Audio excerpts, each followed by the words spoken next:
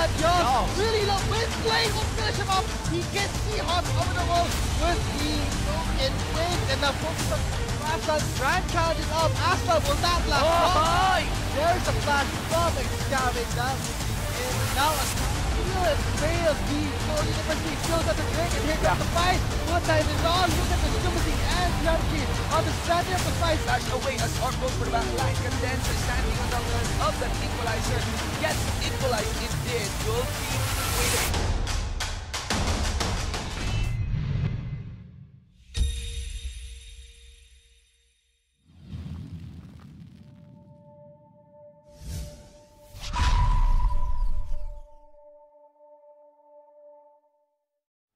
Good evening, ladies and gentlemen. Welcome back. You're still watching the Lenovo LOL Collegiate League 2017 Spring Term Interconference Series, and we're watching Group B's last games for the Interconference Series. Of course, we'll be your shoutcasters. I am Atlas, and with me is Vulcan. And what an exciting match it was in the second. I mean, I thought ADU had a chance to actually sweep the game against the first place of MCL, overthrowing them, but that was not the case. Right now, this last match will dictate, however, will it be really MCL representing their group when it comes to the top 4 teams moving on. Yeah, the pressure's definitely on UC, University of Cordillera Scythe, because if they lose even one game here, that's all over. It's going to be MCL straight to the semifinals. But if they get a 2-0, they can force a tiebreaker because right now, MCL is at 5 points. And their last game was the last game, the game previously. And if if they get a 2-0, they're standing at 2 points right now. So if they get a 2-0, they get 3 points. Force a tiebreaker at 5 points. And for the winning win scenario, for the winner of the Search and Win trivia question, the 4th winner is Nur Harvey Yap. Congratulations to you. You win yourself a free mystery gift for expected to be inserted in 5 working days. The question was, who built the first Banshee's Veil in Game 2 of ADU versus MCL? And the answer is ADU Jissy. Building that Banshee's Veil. It is an AP item now. Yeah. So you can pick it up as a defensive slash offensive item for a lot of mid laners. And definitely that Banshee's Veil was useful, but was not enough to stop the onslaught of magic damage coming from Lucis there. Let's get into our final match. UNOR, University of Negros Occidental Recoletos Rams versus University of Cordillera Scythe. Wow, looking at the drafting so far. Very fast paced. So we're going to have here, it's going to be standard mid lane bans here, the Ari and Vladimir, plus banning away the nerfed but still powerful top lane Fizz, maybe even mid lane Fizz onto Kissy, as well as banning out junglers, the Nunu, interestingly, away from Cry, and the Elise coming from Cry as well. So UC will be having a few role changes here, banning away the Ivern, of course. I still don't think it's an insta-ban. I don't know why they're banning it over and over. These teams recently. Lulu, very good support. Anivia as well against Exidia. One of the top lanes is going to be Excavi's Galio taken away. And now it will be a top lane Darius against Kled. How do you think of this matchup? This matchup is going to be pretty easy for Excavi if he plays it right. But if he gets, but he has to know his limits. If he overcommits and gets baited by Skarl coming back, it'll be very difficult for him, because if Mob gets a kill against Excavi on that Kled, it's going to snowball over and over. The same goes for Mob. If Excavi gets a single kill against him, it's going to keep snowballing and snowballing. But of course, it's going to be up to the junglers. But as to which one is easier to gank, I'll have to say that it's actually Mob. Even if you have the mobility of that Joust, Excavi has more tools to survive ganks, because when he gets low health, he doesn't turn into a low move speed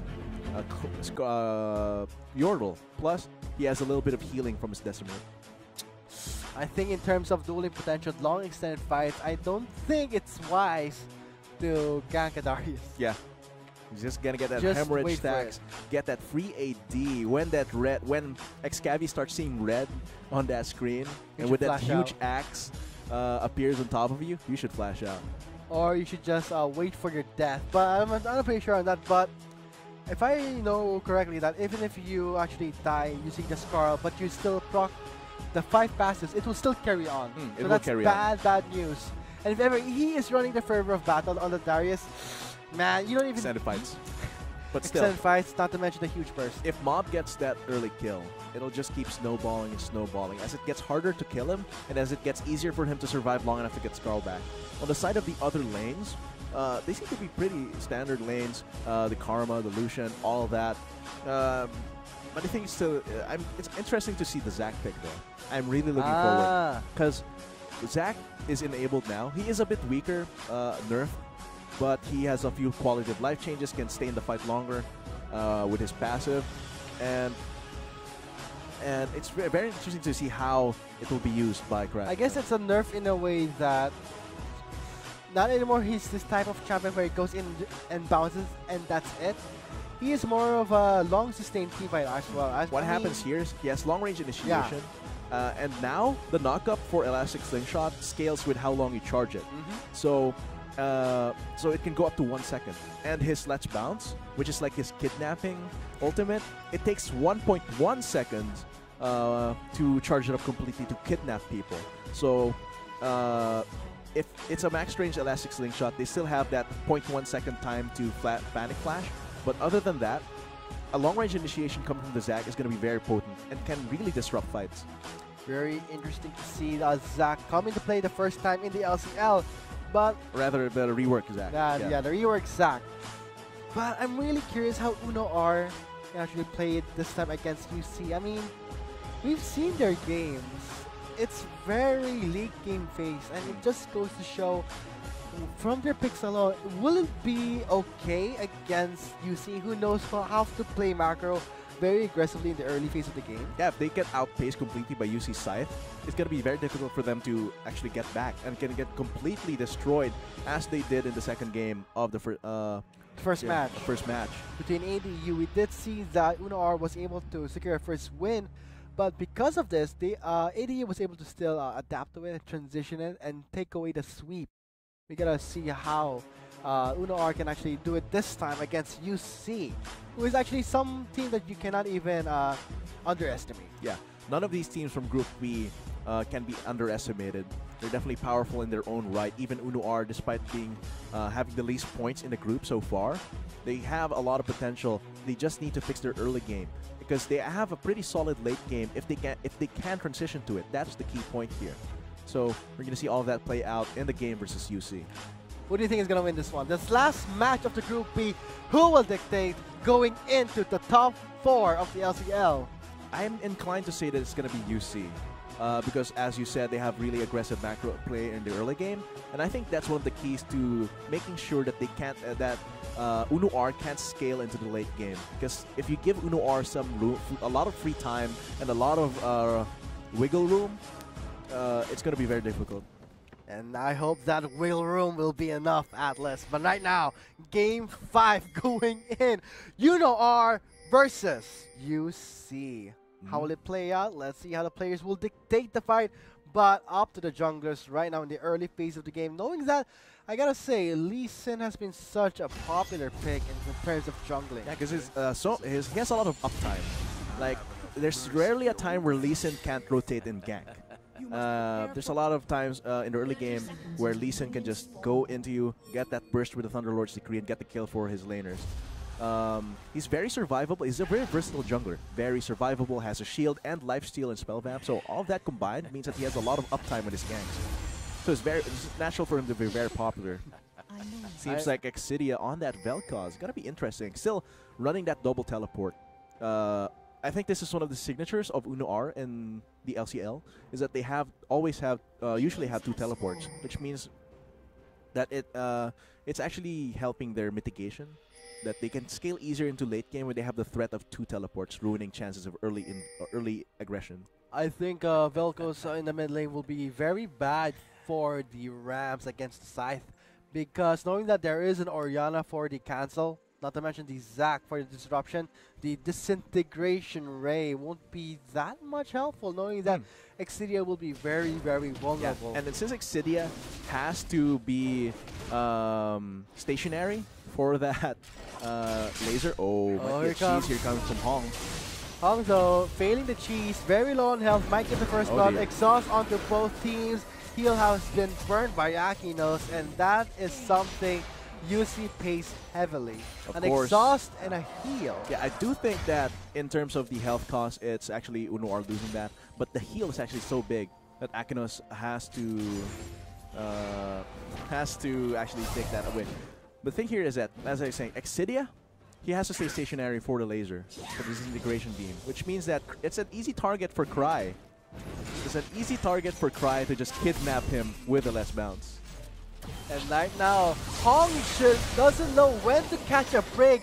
That is a huge mistake onto Hong, giving the first blood. The lead to Legend Darhan. What a mistake from UC. That's uncharacteristic of UNOR. I know it's like, what the hell was Hong thinking? Yeah, but it's also uncharacteristic for UNOR to make such an aggressive move. Level 2 gank coming from the Lee Sin immediately. But it is in character for the Lee Sin to be that aggressive early. And right now we're gonna be seeing the, well, I really like that Chroma skin onto the Cry. But I think Xcavi spots him up, and now I'm gonna say this is looking pretty good for the Rams. Getting a first blood onto the Lucian. That's a huge lead, and that is a Lucian who started with a long sword, gonna build onto the Cutlass very fast. Very fast, but the thing here is he'll have more sustain, but building that, having that gold lead of 400 with a first blood, if he returns back now, he will only have enough gold for, say, another longsword or coming into the Vamp Scepter. So that's not a lot of combat set, but that is the sustain, and he will need that against the poke and range of this Caitlyn. And not to mention the advantage that he has over in terms of item. Xcavi shouldn't be afraid of this Kled, actually. I mean, in terms of matchup, Xcavi is really going to win that trade if he plays it right, but I don't think he's utilizing the kit properly. He did have his flash, and I think the Crippling Strike was up for cooldown. I don't know why he didn't use the Decimate. It would have been a huge chunk of health away from Mob. Yeah, I if think he had used a decimating strike. Would have actually confirmed the kill combined with a hemorrhage going on to actually it. scared. But we can Should have been more confident. Darius is favored in this matchup. I guess it was because of the musket shot that scared him away. The second musket shot would have killed him. But he has the Decimate. But he had the Decimate there for the heal, for the damage. But right now, Jissy, this time playing an Orianna against an Exidia Vel'Koz. I'm not pretty sure how it's going to fare for Exidia because let's say you have the Disintegration Ray, but there'll be the Shockwave to disrupt that. Ooh, sneaky Cry. Stealing away camps here. Actually, first I've seen that Zac in action after the rework in the LCL.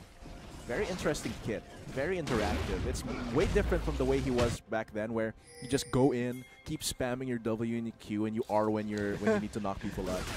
Oh man, Jesse in a little bit of trouble. Jesse, the flash was well played, but will it be enough? The Ghost has been burned. Exhausted, 2 summoners down for Jesse, while Exidia has both up. Yeah, big win for UNOR there. And wow, them being that aggressive because Santi uses that Lee Sin is actually uncharacteristic of them. It seems like UC Scythe will be going for them Cloud Drake. That's a lot of time away from the lane. Akinos will be losing quite a bit of CS, quite a bit of XP, but they will be ensuring that this Cloud Drake will be available. It'll give Cry a little bit of move speed to the ganks, but it's not really that big. Xcavi. Comes to the side, there's the heal. He'll be dismounted soon though, there it is. But yes, that is a mistake you play when you give Kled that room to grow. Man, he was favored in that matchup, but it doesn't seem like he was using effectively. Maybe he missed a few decimates, maybe the animation cancels of his crippling strikes weren't on point. But looking into that, he hadn't stacked his hemorrhage fully before Mob was already doing his violent tendencies. He was already half health when that happened. So I don't know what he was doing there. Not to mention, this is actually a very Drake for UC. I mean, 5 minutes in, we got already the Cloud Drake. We can expect that we might see 5 Drakes in play for both teams. Very early. Yeah, if ever they do get it early. If all of these Drakes are taken as soon, almost as soon. Oh, that's going to be an early roam coming from. Here comes 3 members going in for a dive. Exidia does flash out. Mob is in a big trouble. He still is not giving out onto Exidia, but Mob will be going back with the jungler route. That was very close. Sonic Wave almost hitting Kissy there, and he had no mana for the command protect. But still, that was a very ballsy move coming from Mob to just run it down mid with his team Cry and Kissy. Would have been effective if Santi was not present. But of course, that horn really telegraphs that gank. Because Xcavi, of course, he's not gonna go charge against the Darius, even if he is ahead 1 kill. So definitely the pickup will be for the mid lane. And right now, Xcavi very subtle right now. I mean, you should expect that Darius would be such a huge lane bully. Mob, however, is behind in CS, but that's because he made a rotation towards the mid lane. Not really worth it for him to burn his ult there, but it does give Xcavi a little bit of breathing room top lane, but still, being behind the Dorn's Blade could actually make the difference here. I find it hard to believe that Xcavi is having a hard time against Mob, knowing that it's Kled. When Kled is the type of champion that goes all in. Pretty much Dar, but in the game it would be Dar out-damaging them by a long shot. Combined with the constant DPS coming from the Hemorrhage, the Crippling Strike animation cancels being more potent, and it's just the burst of AD that he gets once he fully stacks that. I don't know how he lost that top lane. Right now, towards the bottom lane, we're seeing UC establishing some control. I mean, there are those traps placed to bait it out, but so far, CS-wise, I think Akinos is really doing well in terms of controlling the bottom lane. Yeah, it's enough to actually almost equalize the gold that Legendarian got from the kill against Hong. And that's really because of the matchup. In the matchup, it naturally gravitates towards the Caitlyn, the CS lead, because of her range. And the threat of that Thresh against that short-range Lucian is actually very potent and has to be watched out for, even if he has the Bilgewater Cutlass advantage. The pickaxe still has more AD than that Bilgewater Cutlass, so he has to pay attention to that. Here comes the setup on the slingshot. Very long slingshot, but the kidnap attempt fails. He actually used that Let's Bounce even if he knew that the slingshot failed. So I don't know why Cry wasted his ultimate there. I mean, but still, much more ahead over Santi in terms of CS. But in terms of the pressure, after that first gank, it doesn't seem like Santi's continuing the pressure, which might be a problem for UNOR. Right now in the bottom lane, we're seeing Cry visiting the bottom lane duo of the Rams. Setting up for a guy. Here comes, over the wall, and wow, knocks up, denying the flash, and there is the box place. Cry, what a nice gank he made now, forcing out the flash from Frosh.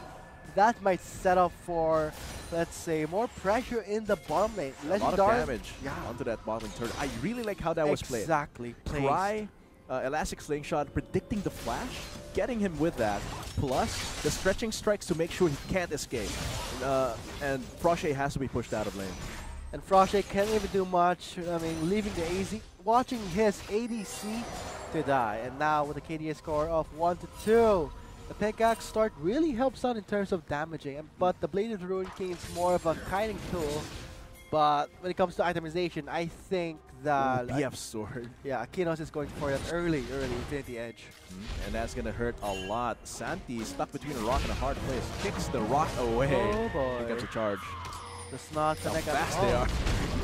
Here comes Cry. Just deletes Santi. That would be Santi gone, and note that the dragon will be live in less than a minute, so things are looking pretty good for UC in terms of control. Yeah, UNOR had a pretty good start by resisting the cheese, getting that first, one of the first kills of the game. But after that, it doesn't seem like they were following up on their own pressure.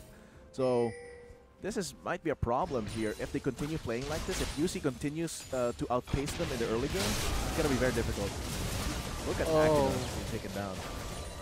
Soaks up the whole calling, and this is some retaliation coming from Akinos, clearing some wings up. He has to be wary. UNOR can actually go for a dive here. But really, well-placed trap by Akinos stops their approach. Oh boy. Oh, here comes Hong. Actually trying to... Oh, here comes the deny! But Akinos is there for the cut-off, same as Hong. Mob also teleports there, just in time for the Drake, ensuring that... Yeah. So, that does ensure them the Drake. And while the teleport wasn't really necessary to confirm the kill against Legend Darnit, it does give them another member to help take down this Drake. Oh boy, here comes Sandy. Blindly rushing in. Oh my god! Forcing out his flash, and the hook will not connect, but Jesse is there to secure the kill and the efforts of his team. And that is the second Drake at 12-minute mark. Yes, we will be seeing 5 Drakes in this game. That's if the game lasts long enough for that. Because right now, UC is playing it very fast-paced now. I don't know what Santi was thinking there. He was already took down to like a single health bar, and he still tries to go around near the river. And Kissy was waiting for him, and just 2 auto attacks with a clockwork wind-up, enough to take him out. I guess it's the mentality that Lee Sin has, that utility, the mobility, that it's kind of a sickness for Lee Sin players to be very tempted. Yeah, and he blast coned in there blindly. There was no warp. Very tempting. I mean, he said, I can blast one over. I have my mobility, but they have to understand. But he did not know the health level of the Drake. That was the most important thing. Like that's always the most important. Well, the second most important thing for steals. The first is you have smite. The second is you know how much health the objective has, and there he did not have that information. And yeah, it's so much utility was burned actually. The resources from Santi, the flash, the ultimate, not to mention the time that UC took away from Santi. Right now, is becoming more and more less impactful because of his deficit of 0-2 KDA, not to mention the CS of 42 to 79. Yeah, Ukraine's been doing a lot of work with these camps while still having the time to gank. And really, is Lee Sin the best jungler for UNOR's playstyle? It's definitely not, because they like transitioning to late game, right? So the Lee Sin won't really be useful for them. Oh, that was a pretty close lantern call. Yeah, the Lee Sin is not really a good pickup for them. Still sticking to it. Santi doesn't want to give up, and Xcavi, I don't think he's going to be too much of a threat when it comes to the late game. Oh man, because Santi wasted some time there bot lane, that's going to be a Rift Herald on to Cry, soloing it, and it actually solo it, because back then Rift Herald, you could just easily, wherever you turn, just immediately. Xcavi, keep fighting, you can do that, man. Yeah, I can actually definitely do that. Yeah. Full hemorrhage stacks. There it is. Should have done that much earlier. Yeah. Instead of playing scared. But you can actually solo Rift Herald now. It just takes a lot of health regeneration and sustain and damage.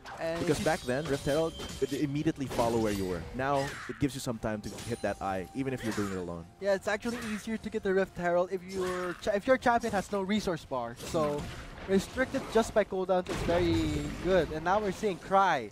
Oh, he's gonna get dove here. Charge is no longer up. Diving lessons with UC in the works. Here it comes with Mob, picking up a very easy kill. Cry, however, is in danger zone actually. Ooh, having to burn that teleport top lane while not getting any value of it. Oh man, they have summoned the Rift Herald. Oh man. Oh wow. Cry though, very low. But thankfully, he does have his self-division off. Gets those cute orange gumdrops around, but they can't stay for too long. Here comes Santi. Ooh, double knockup coming in, but it would be Mob coming up at top. Look at the burst coming in from UC. Man, and they're still giving value here for the top lane because Santi got pulled up to the top lane and saved it as well. Which it means Akinos and Hong are free to just take down this bot lane. Pretty close call from that sentence. Hong is exhausted, but it will be him picking up a very easy kill. Here comes Akinos setting up for the kill, but there is the Inspire. Yeah, had enough mana for that. Just eking out the last of his mana pool there. But all of that, the kill gained by Hong there was because UC had to pull 3 members to the top lane. I guess the Rift Herald was used very effective in a way that it's pressuring the members of UNOR Rams because they like to play it late and safe. They will really wait for the 20-minute mark. When it approaches, that's the time they rotate, but it's about that time they really lost control. And UC already at 6k gold ahead. Can UNOR scale up when they're this behind? The thing is, you can consider that Rift Herald has having taken 2 turrets. The one top lane, and because of the pressure, the one bot lane. I really like that one was an above average Rift Herald. I can see why Xcavi is having a hard time in the top lane. His itemization pass is going for the Trinity Force on a Darius. Triforce on a Darius is good when you're ahead as heck, but when you're behind and then the other top laner already has Black Cleaver, that Stinger is not gonna help you out. You need the help from the Kindle Gem more. Okay, let's say that you want to go for the Trinity Force, as you said, Atlas, but you gotta perceive that Excedia is not performing that well, that properly, just from the itemization alone. Yeah. It's so sad to see that he did so well in the first match earlier against ADU, but okay, you can get a Trinity Force when you really push out the lane. You got the first third of the game, but when that comes into play, it really is bad. And I'm talking about, of course, Excavy. But there, Excedia, on the other hand, having to go for that Vel'Koz is definitely making it difficult for him to face up against these more meta mid laners like Orianna. And plus, he wasted 1,400 gold on Magi Soulstealer. Why would he go for that? He's very behind. Yeah, and he doesn't have the range and safety of say, a Nivea or Lux to go for that extra snowballing item. It's like you're gonna tap your friend by, hey, tap, you get a free stack, but that's not the case with Excedia. So because of this pickup, we're gonna be seeing Excedia not playing that more of a front line. Has a lot less damage. Yeah, not of a front damage dealer where he is the initiator, but more of a support type damage dealer, and that's something that the Rams do not need right now. Seems like that was the case. The dive happens. UC going for another huge dive, gets Akinos a killing spree, and now here comes Maul going in deep onto Froshay, but it would be him dismounted, and get him getting the aggro from UNOR, and Seems that would like be a second attempt by Triton. Wow, UC not giving a break in terms of diving, but they actually do pay a heavy price 2 for 2. overextending.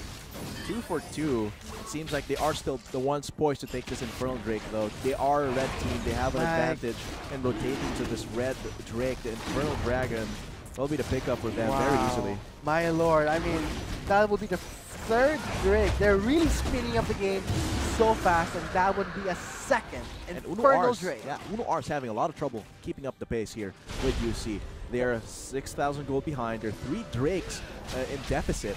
So what happens here is that if they wait for like 25 minutes, they usually wait for around 25 minutes to start these team fights and roaming 5v5. But because of the lead that UC has, they might be relegated to having to scale up until 35 minutes. But I think they're really backing out to Excedia. I mean, he has 6 stacks on his Magi Soulstealer, but that is such a huge gamble. Yeah, that's such a huge gamble, of course. Magi Soulstealer becomes worth the gold of 1,400 at around 5 stacks. 4 or 5 stacks. So this is already above the gold value of Magi's. But he needs to keep stacking that to be relevant. If he dies even once, UNOR's chances of winning go down to like, I don't know, 20%. I don't understand why Excavy still went with the Trinity Force. I mean, a Black Cleaver is more powerful than a Trinity Force because it complements the passive. Yeah.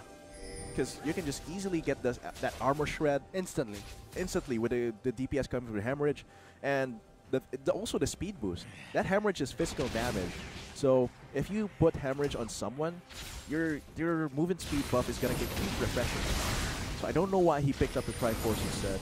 I would rather the Triforce instead, because it doesn't really complement his kit as much as Black Cleaver does. Yeah, I mean, it's an axe. Okay, Black Cleaver for the armor shred, but the Trinity Force still does give the Phage passive. Yeah, the Phage passive. It's not that effective. It's not the same amount of the armor shred, the like, health as well. Yeah, it's built for him. I mean, it's an axe. Oh, come on. Okay, but right now, I mean, the Baron is live, 20-minute mark in, and now we're going to be seeing what Rams is known for, making the rotations at 20-minute mark. Let's see, will this be a change of pace? I mean, they're already being choked out here by UC, trying to steal away their resources, so they have to fight over their own blue buff here.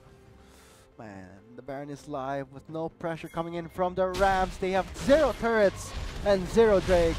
Macro play-wise, UC. Oh, they're already going for it. This is what I was talking about when UC has that super aggressive macro play and pressure. Really, such a way to counter a team like Rams. UNOR has no idea. Yeah.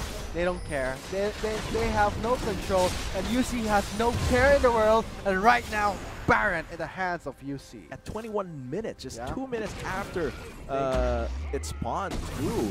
This is how you defeat a team where they rely on time so much. Having to wait it out, but then UC snatches it away with how much of a lead that they have. Oh dear. Here comes the collapse. That would be in the deep fight. Cry trying to escape, but the death ray is there. Here comes Mob with the charge from the back line. Goes on to Exidia instead, but the fight has been extended towards the bot lane turn. Look at Jesse, very low. The shield was just clutched there, but right now the fight has been scattered out. Mob a bit too late to the fight. Jesse, however, a very close call. Yeah, that was, look at all those pinging red health bars. Oh, a bit too much by Cry. Oh man, Cry has to get away from this. Has to get away from this. He cannot be... Oh my god. That will be giving a kill onto Legendary. Here comes Mob, Here comes Mob though. Oh, just in the tick of time, and still Legendary commits to it.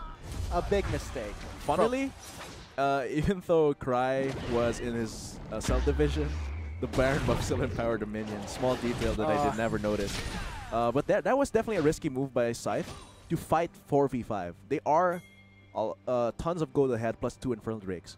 But the thing there was there were a few crucial mistakes. The Let's Bounce didn't kidnap anyone or knock up anyone. So that's one big CC for Cry, and that's 1 second of Cry not dealing damage or disrupting. So that combined to make UNOR almost winning that fight at such a huge cost in health. But man, yeah, if UC actually wins this game as the whole match 2-0, I can actually say right now that the LCL was a bit more intense, but right now in the mid lane, however, a close call for Akinos. Yep, and the important thing is City did not die in that fight. So now he's at 10 stacks. Halfway through full stacks. A huge gamble is kind of paying off for the Rams, but let's see how it lasts long. Excavate really paying the price. Ah man, a Black Cleaver would be such a beautiful item onto a Darius, but right now, here comes an extended peak fight. Here comes a knockup from Cry. Redemption not in time. It seems like now Santi might be going for them, but no support other than from Frosh. Oh, look at the range from Cry. Going in. A hard engage, gonna be a 2 versus 4 with member of UC collapsing. Here comes Kissing, and now that would be a delete from Legendary. Cry just not stopping, invading the base of the Rams. A double kill onto Mob, a snowballing Kled. Wow. That's a 13k gold lead now on top of those 2 Infernal Drakes. And the fearlessness coming from Mob and Cry to just go in. It seems like UNOR not respecting the range of engage that Cry can have, not respecting the damage that Mob can bring out. The itemization of the top lane, the way it was split. Oh dear. I gotta say that Zac is looking pretty good right now in the Lenovo LCL, but right now there comes the disintegration ray. Not gonna finish off any just to push them member. away from that objective. But this will be setting up for an Ocean Drake. Jeez, man, like wow, the rotations, the macro play coming in from UC. Just on point. As soon as the Ocean Drake spawns, they are there to take it away just so fast, and this will open up the 5th Drake. And look at that, 25 minutes in, already 4 Drakes in the hands of UC. Jeez. And the next Drake would be another Ocean Drake. Look at the passive, the buffs coming from UC. They're so ahead, they have so much power in them. They can force another team fight here. As long as Akinos and Mob are drawing aggro in the front line, as well as Hong. So strong right now, UC. They can. Akinos can just keep free hitting, and Mob is no slouch in terms of damage as well. He's building into a Guardian's Angel right now. He has the BF sword, but the only real option for Kled right now is the GA, which means he's gonna be harder to kill. If he gets a GA, I think Rams will be having such a difficult time. Just how I am having a difficult time pronouncing their name. It's just UNOR Rams. I have a short tongue, you know that.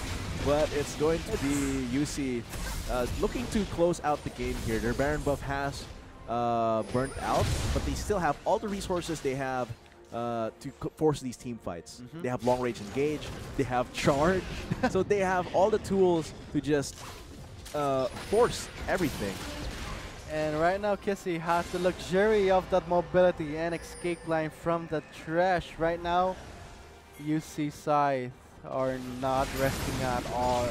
Xcavi just at the mercy of the mobility from Scythe, kiting such a huge enemy towards the Darius, but right now Santi fell off. Only 3 members actually have some use in the late game right now. Santi 1-5 2 KDA really fell off so strong, but right now Cry, looking at that, the Gargoyle Stone plays such a great defensive item. Really investing into that team fight. And look at that, just completely backdooring this turret. And here it comes, a dive by Cry. He can do it because of the passive. Here comes the redemption coming into play, same as the charge. Oh man, and this is looking like them. Oh, this completely demolishes Santi's health bar. Wow. Seems like this might actually be the game with UNOR having no chance to fight Look back. at Cry just doing so much damage, not to mention the mobility. And Crochet cannot even do much. Akinos, however, a bit too overconfident, staying under the turret. And guys, there you guys have it. 27 minutes into the game, they have still enough room for an 5th Drake. You see so much power, so much pressure, and not to mention the macro play of UC coming into play. Great play. I love how UC played that. Very aggressively. They recovered from a small deficit because of the gank coming from Santi, but after that, UC just completely resisted all of the attempts of ganks coming from Santi and just completely snowballed the game from that.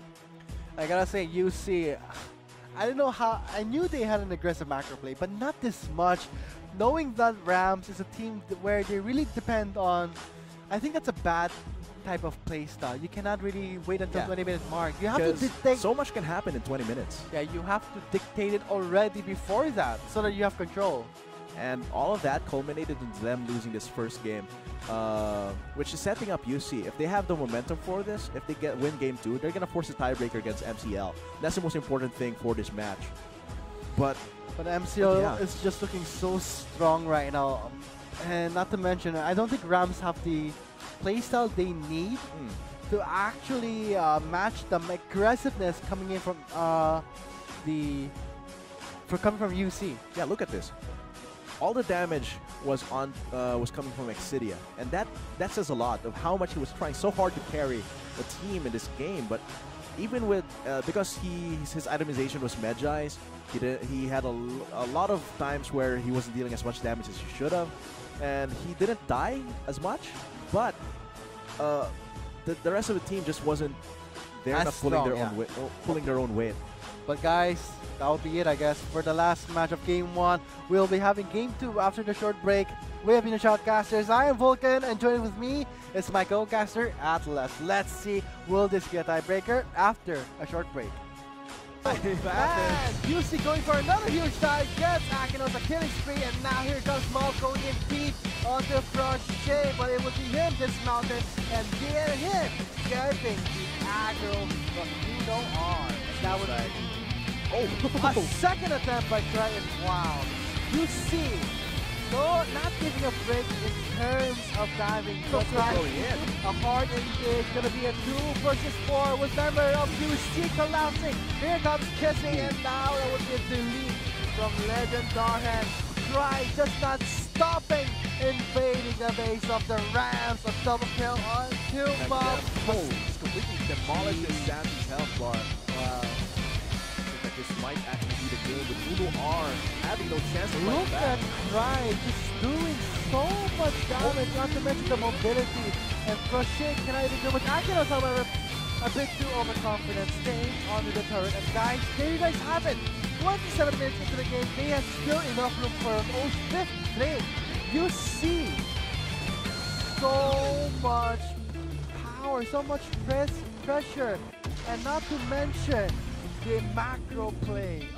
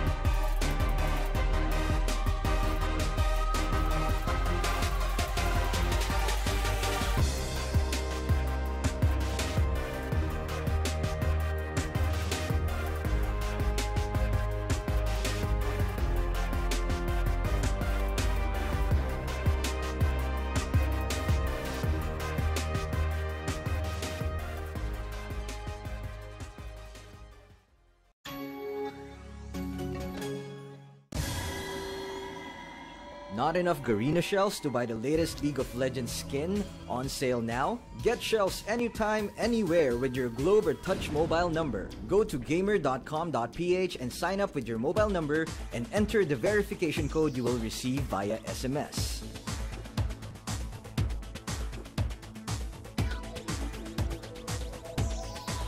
Log in and choose the game and pin you want. Check out to purchase the pin with your load or through your postpaid account and receive the pin on your phone instantly. Never miss a sale on your favorite League of Legends skins and champions with Gamer.